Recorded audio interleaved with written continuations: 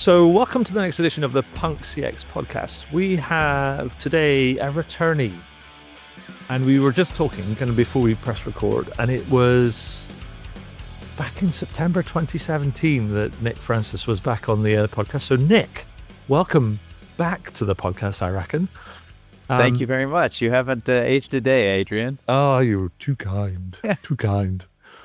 And so, Nick, can I actually just introduce yourself? Like, tell me a little bit about you and your background. And so just to fill people in that's listening in to this, tell them about you and what you're about. Yeah, I've been an entrepreneur pretty much for as long as I can remember. And I've always had this fascination and curiosity around the customer experience. And so I was coding from a young age and really learned the craft and was enthralled by the early internet and started building things with my friends. And the first sort of big, substantial entrepreneurial effort I ever had was Help Scout. So it's a customer support platform for small businesses. It's been around for 15 years now, and we have more than 12,000 customers all over the world. Still a booming company doing really great work. I'm really proud of what we built there. And at the end of 2025, so about 5 months ago, I stepped down as CEO, and I'm still chairman of the board. But yeah, it's been an extraordinary journey, and I'm excited to see what comes next. Awesome. Now, you just basically stole my thunder a little bit, because I was about to kind of like say that, according to my research, that yourself, Jared, and Denny started Help Scout way back in 2011, which was That's right. actually coincidentally the same year I started this podcast, although it was under a different kind of like name. And so it's We're on the same wavelength. Yeah.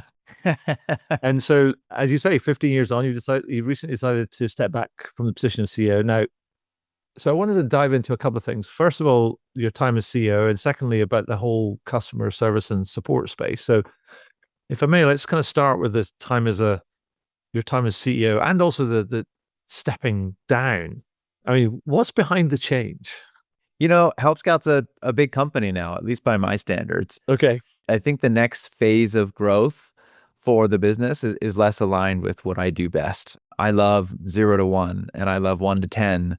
And, Help Scout is beyond those phases of the business. And so I think we came to that realization collectively as a board and said, look, I think the next person in this role, or if we were to hire fresh for this role, we'd hire a different skill set. We would hire someone who spikes in different areas than I do. It's nothing personal. It's just like the way that things work as companies mature. Yeah. And so over time, I came to that realization. I think it was hard because I still love the heck out of the company. And so that was just the right thing for me to do. I'm still involved. I'm leading the hiring process for a new CEO. We've been working on that for a few months.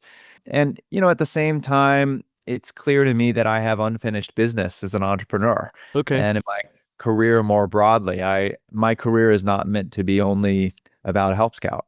Right. I'm really excited to kind of pursue. I've probably got one more company in me. And so I'm really excited to kind of think about what that looks like. Awesome. I mean, I must say, I tip my hat to you for recognizing that it's the right time to step down, because I know that many entrepreneurs struggle with that step, because it's almost like, it feels like letting go of the day to day.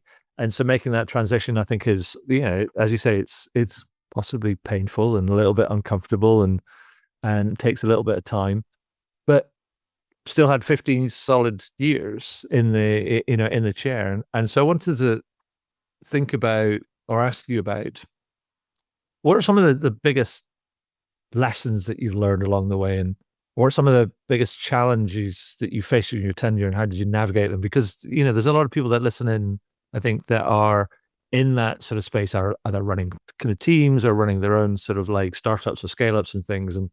And they'll probably benefit from some of the things that you've learned. Yeah, we could sit down and have a few pints over this one, couldn't we? I think we probably could. Yeah. There's been a lot of learnings. I think, one of the big sort of things that I've realized over the last several years is that, that instinct, that gut that an entrepreneur possesses is really what makes us do crazy things and start companies.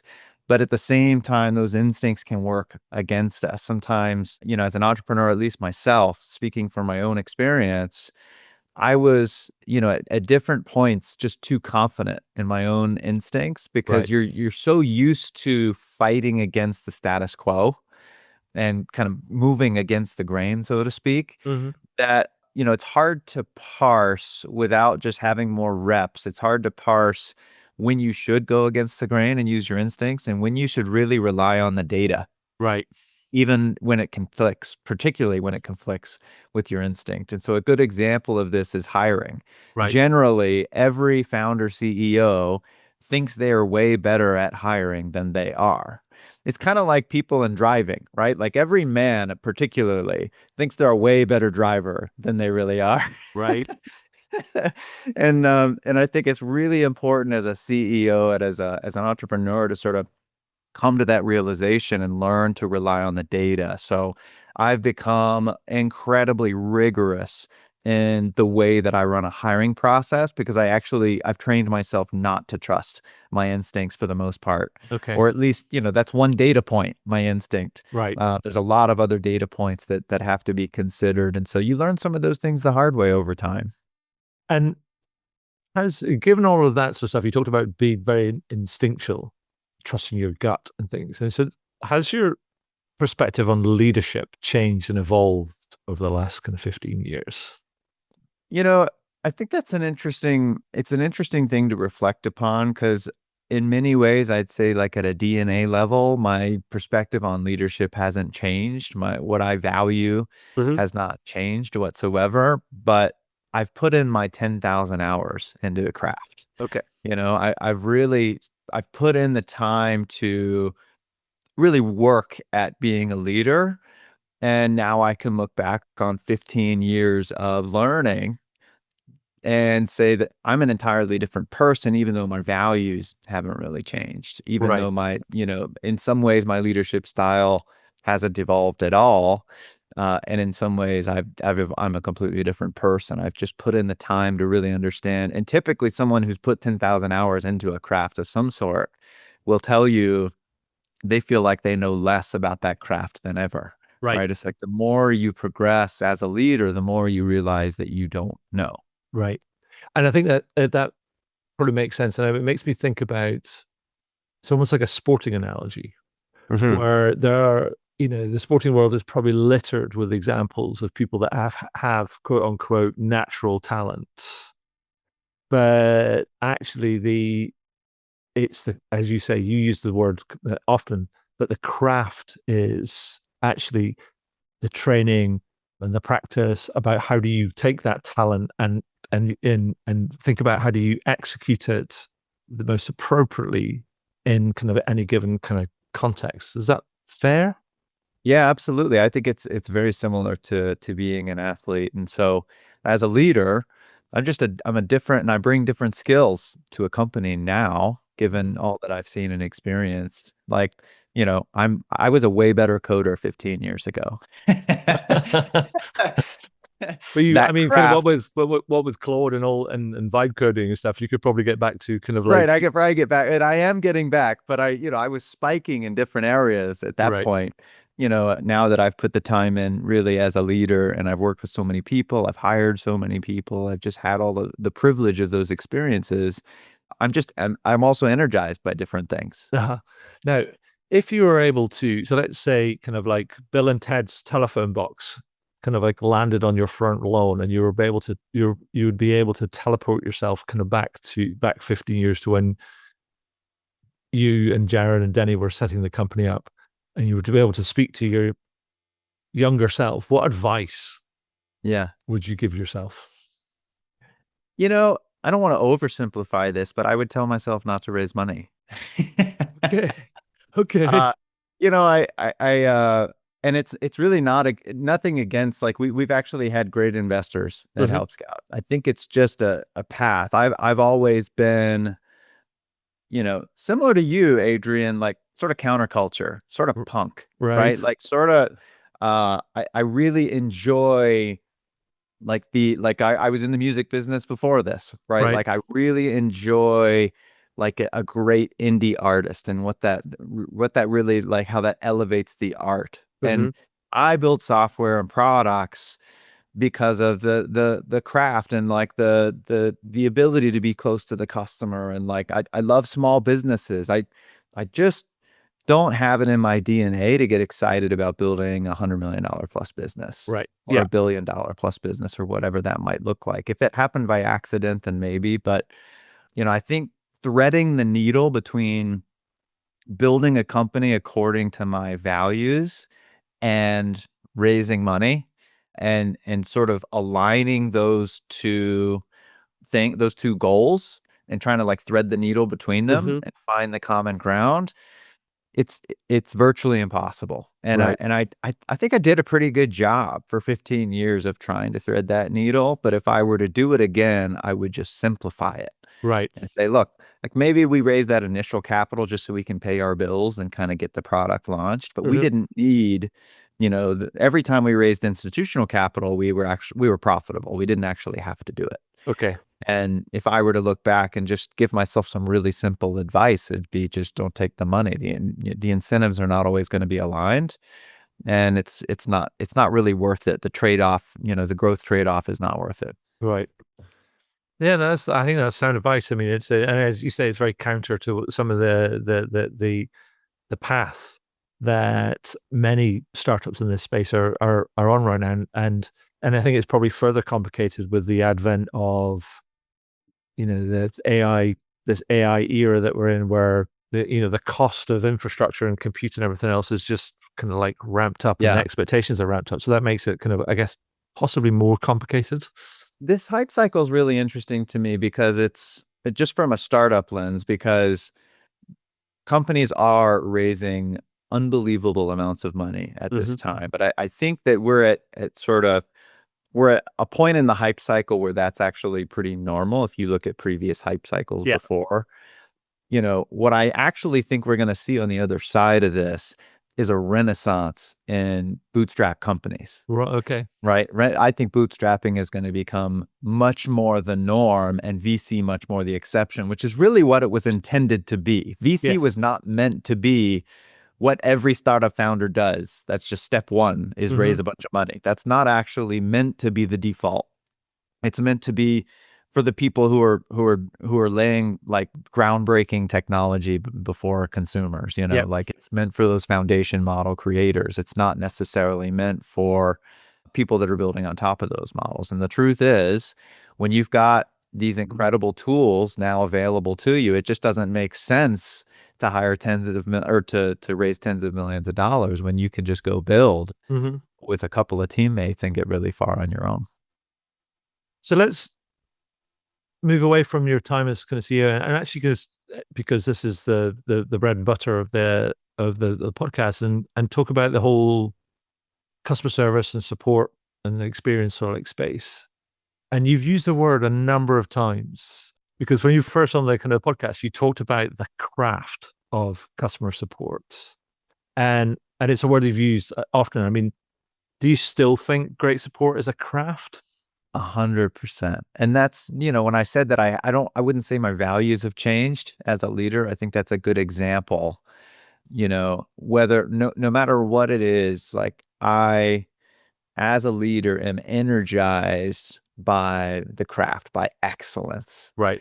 And most definitely people that do customer support on a daily basis are being asked more of them themselves than they ever have been. Yep. And I think in a world where, let's say, there is tooling that helps with the tier 1 and even the tier 2 customer support, then we're going to be asking our people to really elevate their craft Mhm. in, I think, extraordinary and valuable ways. So, and I genuinely think talking to customers is always going to be important. I don't care what AI does. Talking with customers, spending time with them, being able to kind of feel what they're feeling, to sense Mhm. the emotion, that can't be bottled up by an AI. You really have to be able to sense that for yourself. And so the craft of working with customers is still incredibly important, and I think will continue to be for the foreseeable future. I think I remember talking to you about that back in 2017, and I really liked the idea. I mean, just because I guess linguistically and philosophically, the idea of the job you're doing being craftful, as it were, is that there's levels to it, and it embodies more than just time and experience and the kind of tools that you use, because it's I think about it with great craftspeople that or great chefs or great artists can probably produce exceptional things with minimal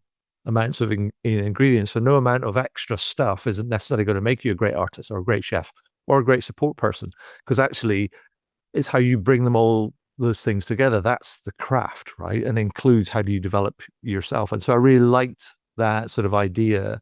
I also like the idea that, because you really lent into the idea of highlighting salaries and growth in salaries and career paths and all these different things back in kind of Help Scout. And I think it was championing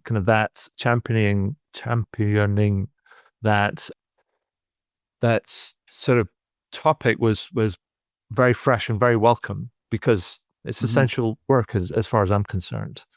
I think that transition is still pretty similar, meaning, we're continuing to elevate the value that customer support folks can have in an organization, because some of the stuff that actually customer support people don't even like doing, some of the repetitive sort of work is going to be taken off our plate so we can really focus on the highest value. I mean, this is a slightly off script sort of like question, because let's get your view on this. There's two perspectives. One is that we're talking about automating a lot of the simple stuff with some of this new technology, and that in principle is great. But there's a reality that many support agents used to kind of go to support simple support kind of queries as a way of almost reducing the intensity between kind of like high kind of, say, calls or interactions that required a high cognitive kind of like load. So if you remove all that simple stuff, then it creates possibly other sort of problems that you're almost expecting people to perform at a high level all of the time, rather than kind of like dipping in, dipping out. Do you see that as an emerging kind of problem, or how are companies responding to that, or should they be responding to that? Yeah, there are a couple of things that are that customer support leaders are going to have to be paying attention to. So for instance, if you have a chatbot that's basically, let's just say it's resolving all of your tier 1 level customer support. Well, that tier 1 support is going to be, is actually needed in order for you to build a better product. Right? You like, in that tier 1 bucket are going to be bugs that you should probably fix. Typos that are just little niggles throughout the experience that need to be smoothed over. Right. And so you want to ensure that one of the words that I find most detestable in this realm is deflection. Yeah. In a world of true like deflection of the tier 1 customer support, that is going to be incredibly harmful to the business in the long term, no doubt. But being able to, what I like to do is center around, which is same thing we've always done, which is center around what's the best customer experience here? What's the highest quality customer experience that we can bring to bear to get the customer unblocked? And in a lot of cases, in the tier 1 case, like if I can unblock a customer and they can get moving in my product without having to wait for a 24-hour response or whatever, I would love to do that. But behind the scenes, there needs to be a feedback loop that, hey, so-and-so ran into this challenge and it needs to be resolved. Now, there will actually be agents, because this isn't just happening in customer support. There will be an agent that will pick that up, go log a bug in Linear, and go create a PR to fix that bug without any human intervention whatsoever. Right. So, but there needs to be a feedback loop in the organization to take all of that in. It's not actually meant to be deflected. Yes.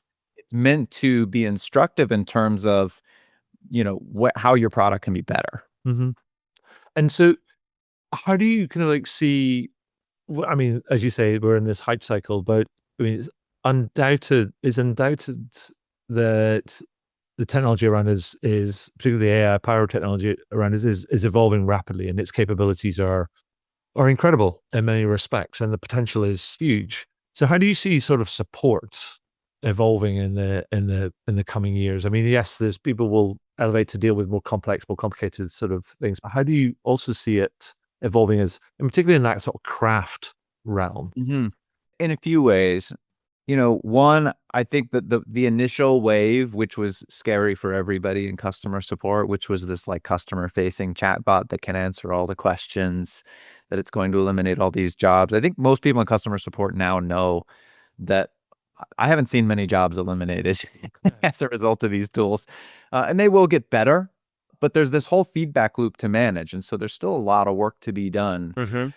But I think those tools are going to continue to get better, and they're going to unlock new kind of roles and responsibilities within the customer support team that are just higher value. Mm. I think that's one piece of it. Another thing that I've noticed that I find the same in coding, for instance, is the time to onboard somebody to the team is radically faster. Right.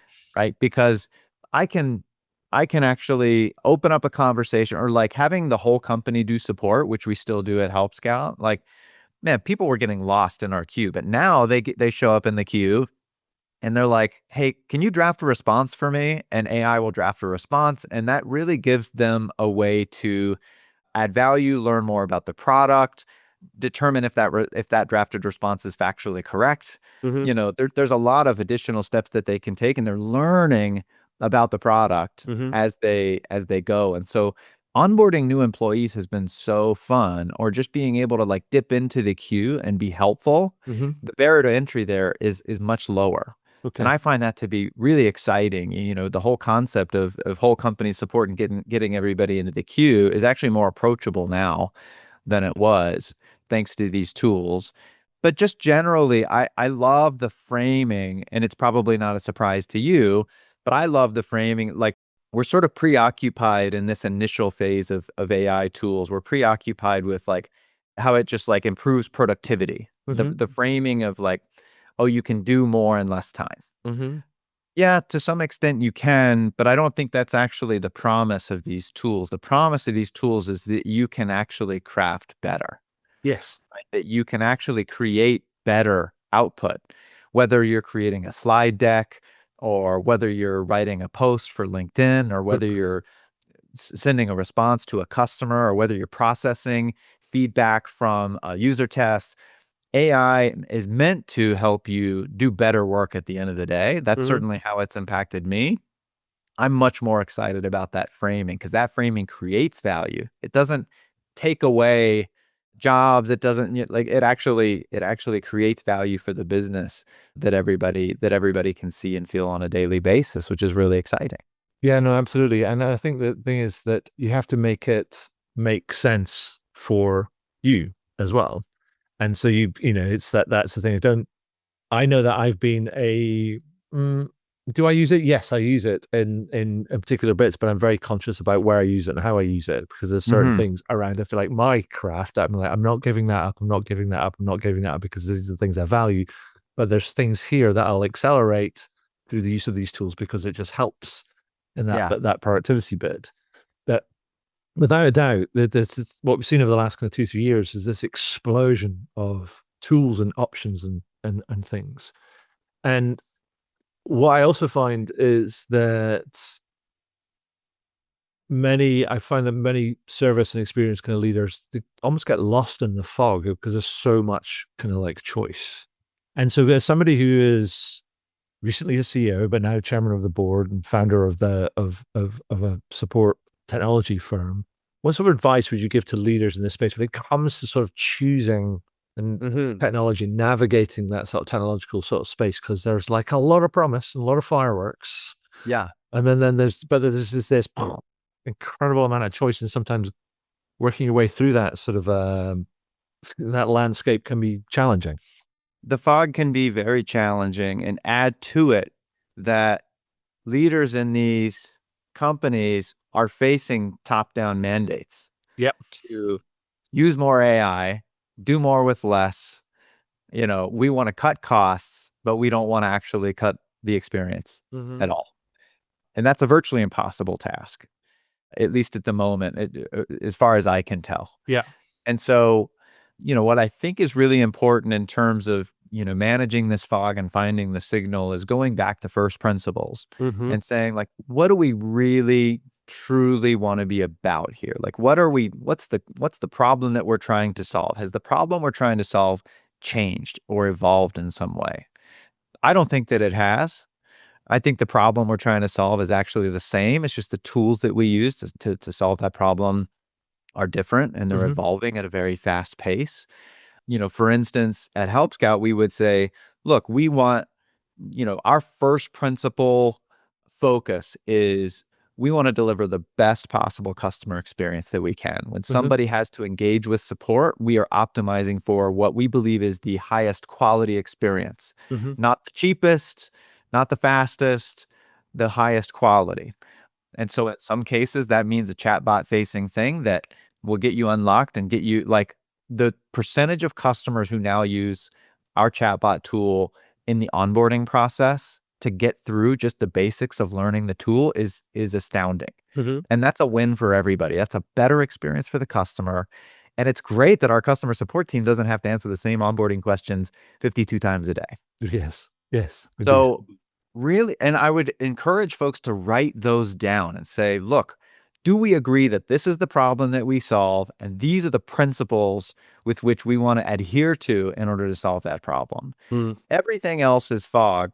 Like, if we have agreement in the organization, this is how we want to operate, then you can really start to evaluate tools and changes to your process and all of those things through a very opinionated lens.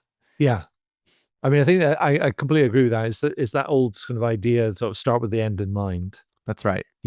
because I see people falling into the trap of, like, they buy something and it's a bit like buying a tool or a spanner or a screwdriver and then trying to find something to tighten, Yeah. rather than going, okay, rather than actually kind of like embracing the idea, like, what game are we in? The game we're in is to deliver great service or deliver a great experience to our customers. And therefore, what does that look like? Let's describe what that looks like and Yeah. then figure out where we are and then where we need to be and work a path towards that. And that will inform your tool sort of selection. Well, and keep in mind, a big piece of the fog, it's worth it just being honest with yourself. A big Mm-hmm. piece of the fog is your own fear, uncertainty, and doubt. Yep. Right? And so you have to be able to acknowledge and name the fact that, hey, this stuff scares the shit out of me. Right. Right? And I have no idea what anybody's talking about. Right. I'm really worried about what this means for my team and what this means for me and my livelihood. And it's really important to name that those feelings are real, but they can't cloud your judgment unless they're part of sort of the problem statement that you're trying to solve and the first principles with which you're going to adhere to. And so I think a lot of that fog is, believe it or not, just self-manifested. Mm-hmm. And we have to be really careful about that and be open to new and better ways of doing our job. That is actually the job. Yeah. It's like, what is it? There's an old thing that says fear stands for false expectations appearing real. There you go. Like, we live in an ever-changing world, and we gotta, these tools can do some really beautiful things. Yeah. And but we got to be open to learning from them. Yeah, I mean, I think we have to kind of put ourselves into it and then and realize that, well, they are but tools that help us achieve things, and then we have to take ownership of what it is that we want to achieve, and then all the things that are the right sort of inputs in that, and the right sort of like kind of like things to be considered in that kind of in that journey. Mm-hmm. But what I was going to ask you on, as we're kind of starting to wrap up, I mean, you're still deeply immersed in this sort of like space. I mean, what are some of the trends or things you're expecting to see emerge in the next sort of 12 months in this sort of like space that we should be looking out for? Yeah, so I think phase one was, because remember, like, there was a world of chatbots when we first met in 2017. There were chatbots. They were just god awful, terrible. Nobody trusted them. They were really bad experience for everybody. It was just too early. The technology wasn't there. Mm-hmm. I think we're, whether conscious or unconscious, I think that we're, in this first phase, entering a world where people can actually use these chatbots, get a great experience, get answers to their questions, and as consumers start to trust that these tools are there to help us and they can actually be helpful. Like I Mm-hmm. personally am much more willing and eager to engage with a chatbot today than I was many years ago, just because the tooling is so much better now. And Mm-hmm. so that's sort of phase one. I think phase two is these same sort of tooling on the back end, but maybe it's not a chat bot. Like maybe the tooling is helping or even leading in terms of some of the tier 2 support. Mm-hmm. So, people use the word agent a lot, but this concept is real, that there's going to be an AI agent that will evaluate every incoming support ticket and triage it for you. Mm-hmm.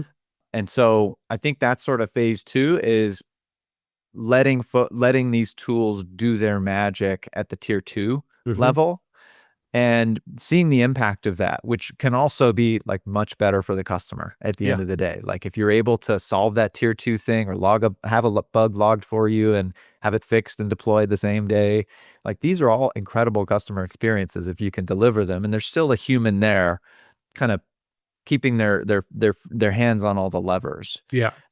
Phase three is something that we're only kind of getting on top of now, but I think it's better insight from this aggregate data. Like one challenge with customer support over many years is that it's just this big gob of qualitative feedback and data. It's really hard to quantify. Mm-hmm. And it's really hard to, if you get 1,000 customer support tickets a month, it's really hard to find the signal and all the noise. I think that LLMs are particularly good at finding signal in noise Mm-hmm. and taking all this qualitative data and quantifying it in interesting and meaningful ways. So, for instance, being able to say, look, about 5% of your queue had to do with billing issues, right? Let's dig into what some of those issues are. So, just being able to offer a high level of insight above and beyond, like at the aggregate level, I think these AI tools, because AI has been around forever, but Mm-hmm. LLMs specifically are really good at taking a bunch of data and telling you what the insights are, Yeah. what the key, where's the signal in all of the noise. And I'll take it even further as part of phase three. I think the whole nonsense of CSAT goes away. I think customer support teams universally hate CSAT, and I Mm-hmm. see why. It has more to do with the sentiment around like the answer they got and not the quality of the experience that the person delivered. Right. We will replace CSAT with a much better measure of what the customer experience was like and what the level of service provided was like. We'll be able to measure that much more effectively rather Right. than stupid surveys, which get a very low response rate, or trying to make it work through other means. We're going to find much better ways of measuring like the quality of every single interaction. Yeah. And then you end up with this headline score rather than a partial sort of score. Right.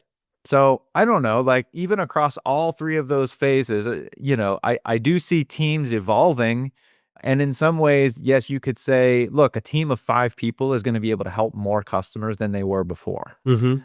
But I don't think that the result of these 3 phases is necessarily like massive cuts to jobs and customer support. I just don't actually see it working out that way. If a company isn't growing at all, maybe they do get more efficient and find some natural attrition over time, but it's not something that's creating a big macro level crisis. No. And thank you for that. So finally, what's next for Nick Francis?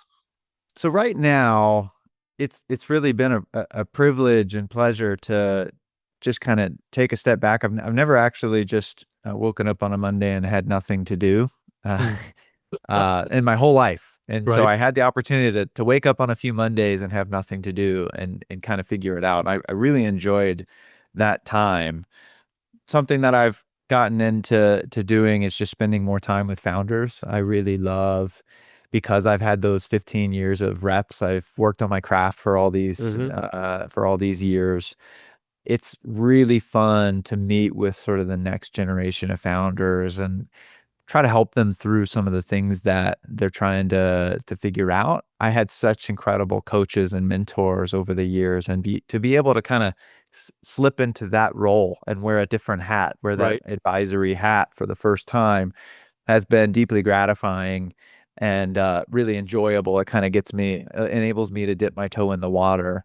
But I don't know that that's the full-time thing for me. I also lead a couple of CEO peer groups because that's Okay. another thing that was transformational for me, is just having a tight group of other founder CEOs that I could talk with. So I facilitate a couple of groups now, but I think those are ultimately sort of side things. I mentioned at the beginning that I have unfinished business as an Yeah. entrepreneur, and so I'm working on an idea right now, and I'm not sure how long it's going to take, but ask me in a year or so. Is it going to be in this kind of, if I may, is it going to be in this sort of same sort of service and support experience space, or could it become something completely different? It's beyond that. Yeah. Oh, new pastures. Yeah. So it's not necessary. This is going to sound weird, but it's not necessarily in any specific vertical other than software. Okay. Awesome. Well, yeah, we'll kind of like look forward to hearing more about that in due course. Yeah. So that's it for my main questions, Nick. It's been great kind of catching up. I mean, just before I ask you some quick fire questions to finish off, is there anything that I've missed or anything you want to highlight that before I ask you these quick fire questions? I don't think so. I think we're good. Okay. So quick fire questions. I've got 3 of them. And the first one is just a best advice one. And I've been asking people to give me their best advice by completing this sentence. And the sentence is this: if you want to improve your customer experience, Nick says, do this, ... Complete that sentence. Spend more time with your customers. Full stop. Thank you very much. Good night. Yeah. I mean, look, I mean, as a CEO, even at the very end of my tenure, I was spending 15 to 20% of my time with customers. Yeah. That seems to be the metric, in that is that, and when CEOs diverge from that, you end up losing the feel for things on the ground, I think. Yeah. So there's just no substitute. Awesome. And I don't think any AI tool will actually be a substitute in that specific case. Yeah. Awesome. So the second question is a punk question, and well, it has to be really. It's a Punk CX podcast. What company or brand do you think takes a more punk approach to customer experience, and why? I'd have to think about that. Like, generally, I just get so excited about small indie businesses and specifically software businesses. Like, you can tell the moment you hit a website of a product, you can tell the level of care that went into that product and how much they care about your experience. And typically today it's like the bootstrappy indie businesses. So, and a brand that I had an experience with recently where I was like instantly connected to the brand. It took 30 seconds for me to become a very loyal advocate of this brand before I even paid them a dime. And it's a newsletter tool called Button Down. Okay. Buttondown.email. Bootstrap founder named Justin, and they just care deeply about, like, there's a gajillion newsletter tools, but instantly I felt like, wow, this is, to use your terminology, like a punk approach to doing newsletters, and I love it. Awesome. Big shout out to buttondown.email. And the final question is all about a good news story, because I think we can probably agree the world is odd and doom scrolling seems to be the norm every morning over coffee. And so, Nick, can you tell me a good news story? Tell me something that you've seen, say, in the last week or so that you've just gone, that's great, and just made me smile. I think it's incredibly important, particularly in this moment. A friend of mine just wrote an article about how, like, leveraging some of these AI tools, in some cases, when it's like writing an essay for you or writing this or that for you, it results in, if you're asking it for a restaurant recommendation, it results in some form of like self-erasure. And this term of self-erasure has really landed for me in the last couple of weeks. And so, frankly, I just think it's worth being aware of how the algorithm, so to speak, is influencing our thought and our time. And, the most positive interactions I have today are just going for a walk, reading a book, just kind of stepping outside the algorithm. And I find that to be an immensely positive experience, and one where you just sit still. See if you could sit still for 10 minutes these days. I Right. think it's harder than it's ever been. And sitting still for 15 minutes to just kind of take stock and just let your mind think about nothing. It's something that I personally have to do with real attention to detail, intentionality, because it just doesn't happen on its own. And so I just encourage everybody to just be aware of kind of the pace at which your mind is moving, and try to step away intentionally and just kind of live in your own head for a little bit, even if it's uncomfortable. I think that can be an immensely positive thing for all of us. Well said. So, Nick, that's all I have. And I just want to say, so congratulations on your tenure as CEO and all the success that you've had at Help Scout, rather. Thank you for raising the craft of customer support. Thank you. And thank you for spending your time with me today and sharing your insight and expertise, and absolutely kind of good luck with everything that's about to kind of come your way. Thank you, Adrian. We're so proud of what we built at Help Scout and all the people that have kind of been along for the journey, and you included. I'm so grateful that you've been good to Help Scout. You've been good to us, and thank you for having me back on. You're very welcome. Wow, what a great interview. I hope you enjoyed it. I know I did. Find out more about me and the work that I do at adrianswinscoe.com. Do leave a review on your favorite podcast platform. And if you have any comments, feedback, or questions about the podcast, then feel free to send me a message to podcast@adrianswinscoe.com. And do tune in again. Thanks very much.